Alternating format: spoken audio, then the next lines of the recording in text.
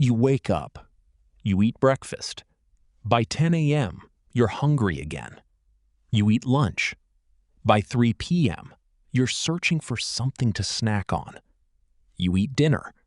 An hour later, you're standing in front of the refrigerator with the door open. You think you have no willpower. You think you're addicted to food. You think there's something wrong with you. You're wrong.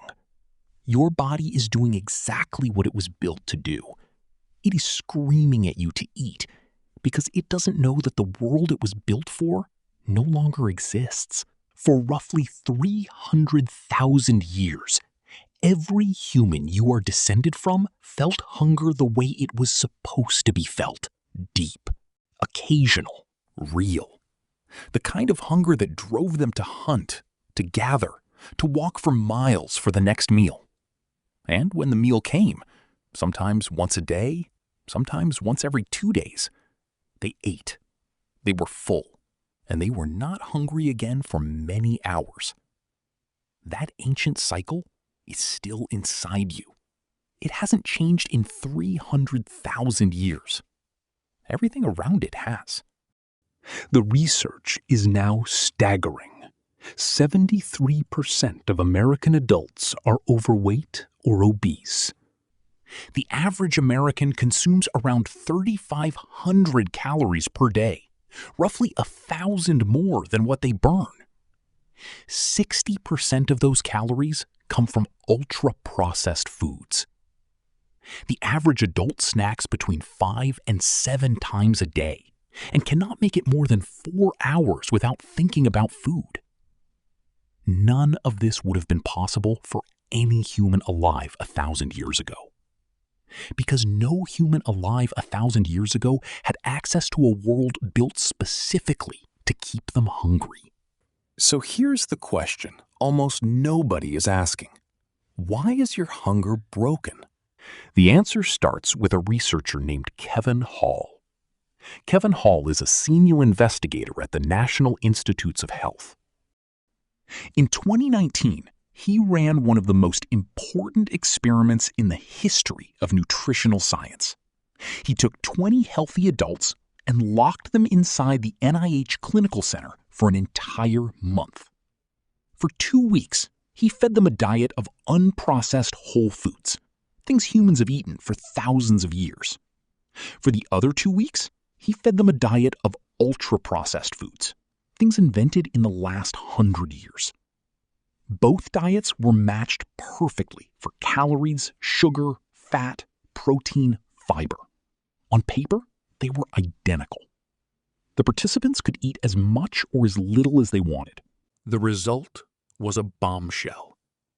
On the ultra-processed diet, people ate 500 more calories per day. They gained 2 pounds in 2 weeks. They couldn't stop. And when they were switched back to whole foods, they ate less, gained less, and felt satisfied without trying. The diets had the same calories, the same macros, the same fiber. The only thing that changed was whether the food was the kind of food that humans evolved to eat. This is the most important sentence in modern nutrition. It is not the calories. It is not the carbs. It is not the fat. It is the food itself, designed in laboratories by industries with one objective: to be the most consumable substance ever created, that has broken the hunger signal that worked perfectly for 300,000 years. Your stomach has a hormone called ghrelin. It is supposed to spike when food is genuinely scarce, pushing you to find more. You have another hormone called leptin, released by fat cells, telling your brain that you are full. Together, these two systems kept hunter-gatherers in perfect weight balance their entire lives. The Hadza of northern Tanzania, one of the last remaining hunter-gatherer groups on Earth, have an obesity rate of less than 5%. Their cardiovascular disease rate is near 0. They eat 15 to 20% of their daily calories from honey, pure sugar, and they don't get fat because their bodies still know when to stop.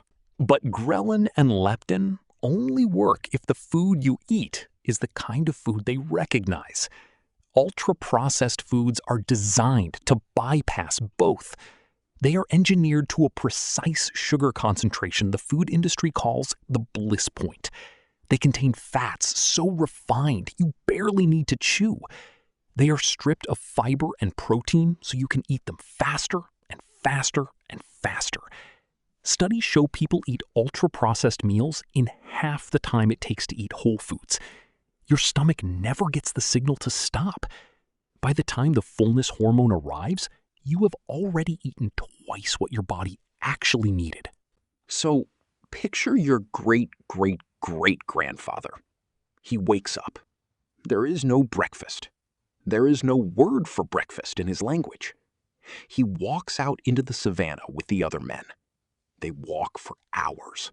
They hunt. They gather honey.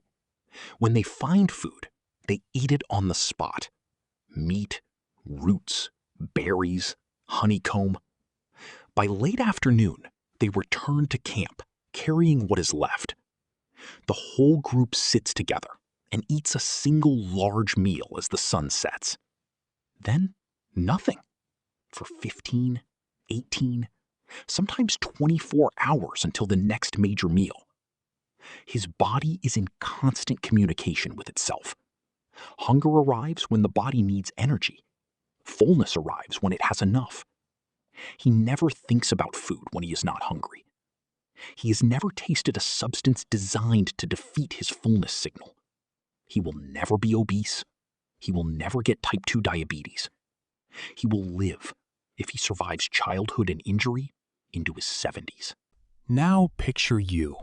You wake up and eat before you are hungry because someone told you breakfast is the most important meal. You eat again at noon because the clock says so. You snack at 3 because your blood sugar is crashing from the cereal you ate this morning. You eat dinner at 7. You snack while watching television. You go to bed slightly uncomfortable.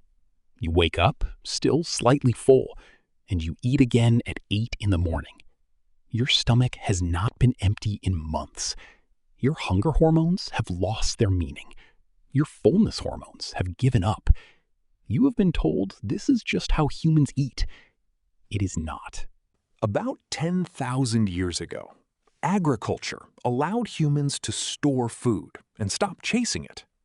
About 200 years ago, the Industrial Revolution required workers to eat on a coordinated schedule, 3 meals lined up with factory shifts. About 100 years ago, breakfast cereal was invented, marketed by John Harvey Kellogg as a moral substitute for desire and meat. About 50 years ago, the food industry discovered that processed foods could be engineered to bypass the body's natural off switch, and the snack aisle was born. About 30 years ago, ultra-processed foods crossed the threshold of 50% of the average American's calories. About 10 years ago, they crossed 60%. Each step felt like progress. Each step pulled your hunger system further from the conditions it was built for. Your ancestors didn't have a word for breakfast. You eat 3 or 4 of them. They felt hunger maybe once or twice a day. You feel it every 2 hours.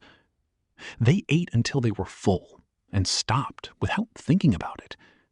You eat until you are uncomfortable and then keep eating anyway. They knew when their bodies were starving.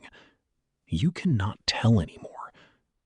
The hunger you feel is not weakness. The cravings you cannot control are not personal failures. The weight you cannot lose is not your fault. You are running ancient software in a world built to break it. You are starving, not for calories, but for the kind of food your body actually recognizes. And every signal you ignore, every snack you reach for, every late-night refrigerator door opening is your body doing exactly what it was designed to do. You weren't built to eat this way. No human was. You weren't built to be hungry every 2 hours, surrounded by food. You were built for one large meal at sundown, eaten with people who know your name, made of things that grew from the ground or ran on four legs. That world used to be everywhere. Now, you have to build it back from scratch. But your body has been telling you, in the only language it has, that you need to. Listen to it.